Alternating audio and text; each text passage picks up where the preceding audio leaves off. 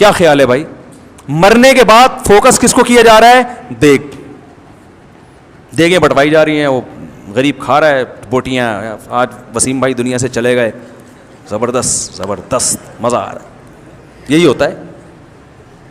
یہ دیگیں ویگیں نہیں, میت دیگیں جو ہے یہ ولیمہ ہے, ولیمے پہ میت پہ کھانا کھلانا یہ حدیث سے ثابت نہیں ہے. صدقہ جاریہ میں صدقہ کرو, چپکے سے کسی غریب کو پیسے دے دو, یہ نہ بتاؤ کہ میرے ابا مرے اس لیے دے رہا ہوں. بس دل میں صدقے کی نیت کر کے کسی غریب کو پیسے دے دو, نیت یہ کرو کہ اس کا ثواب ابا کو پہنچے. غریب کو بتاؤ گے, وہ کہے گا اللہ فلاں کے ابا بھی مر جائیں, وہ تو اس سے بڑا سیٹ ہے. کھلانا, ہدیے دینا یہ خوشیوں کی سنت ہے, یہ میتوں پہ سوٹ نہیں. مذہب کو بدنام کر رہے ہیں ہم لوگ.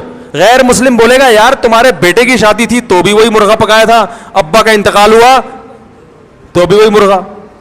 میں اس پر ایک دلچسپ لطیفہ سنا دوں پھر بیان ختم کرتا ہوں.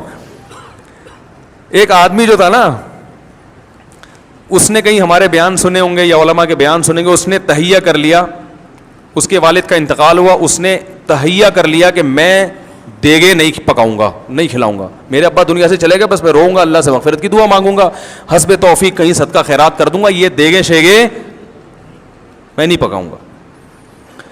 تو لوگ کہاں چھوڑتے ہیں,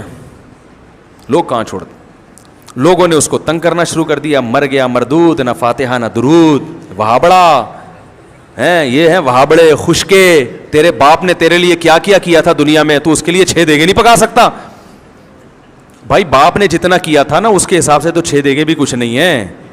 اس کے حساب سے تو میرے بھائی سارا دن بھی لنگر کھلاتے رہو گے, باپ کا حق ادا نہیں ہوگا. تو اب وہ تو دعائیں ہیں اور چپکے سے صدقات و خیرات ہے اس کے لیے. اور تمہیں کس نے, اللہ نے یہ تھوڑی کہا کہ باپ کے لیے ان کمبختوں کو دیگے کھلاؤ, ٹھیک ہے نا, جو تمہیں تانے دے رہے ہیں. لیکن پبلک چھوڑتی نہیں ہے, تو پبلک نے اس کو تانے دینا شروع کیے. ابے تیرا باپ دنیا سے چلا گیا, یہ خشکا, یہ وہابڑے, اور یہ جو بھی تانے فرقہ پرستی کے دیے جاتے ہیں خشکے, ان کی تو قسمت میں کھانا ہے ہی نہیں. ان کے تو گناہوں کی وجہ سے اللہ نے ان کو ویسے ہی بھوکا ننگا رکھا ہوا ہے. تو ایسے عجیب تانے نا. تو وہ بیچارہ تانوں, سب تانے تو انسان پہ اثر ہوتے ہیں.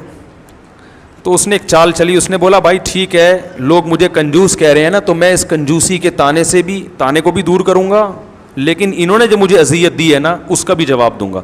اس نے تیجے پہ بلا لیا سب کو, بولا آ جاؤ بھائی لنگر ہے. اب ہمارا تو اپنا اسٹائل ہے نا, پھر اس کا یہ والا اسٹائل نہیں تھا. اگر وہ مجھ سے پوچھ کے جاتا نا تو پھر اور زیادہ لوگوں کو ذلیل کر سکتا تھا وہ, میں اس کو بتاتا اس طرح کرو. لیکن خیر اس نے کیا کیا, اس نے پبلک کو بلا لیا, جو تانے دے رہے تھے بلا لیا سب کو. مرغے شرغے پکائے, بڑی لش پش قسم کی قورمہ بریانی پلیٹیں لوگوں کے سامنے رکھ دیں. اب لوگ ایک دم جیسے ہی کھانے کے لیے لوگوں نے نوالا ڈالا ہے نا برتن میں, وہ روٹی کا لقمہ اور بوٹیاں اٹھائی ہیں منہ کے قریب لے کر آئے, اس نے کہا ایک دم اسٹاپ, 1 سیکنڈ میری بات سن لیں. لوگوں نے کہا جلدی بتاؤ بھائی, میت کو عذاب ہو رہا ہے نا قبر میں. یہی جذبہ ہوگا لوگوں کا, میت کو کیا ہو رہا ہے, کچھ ایسا ہوا نہیں ہے میں اپنی طرف سے, لیکن جذبات یہی ہوتے ہیں لوگوں کے کہ بھائی میت کو کیا ہو رہا ہے, عذاب ہو رہا ہے, ہم یہ جب کھائیں گے تو وہ عذاب وہاں سے, یہی مطلب ہے نا کھلانے کا. اور کیا مطلب ہے کہ ہم جب کھائیں گے تو اس کو فائدہ ہوگا, تو یہ مطلب ہوا کہ ہم نہیں کھائیں گے آج ہم تو فائدہ نہیں ہوگا. تو لوگ پریشان کہ یار تیرے ابا عذاب قبر ہو رہا ہے اور تو ہمیں کھانے نہیں دے رہا. اس نے کہا 1 منٹ تھوڑا سا صبر کرو.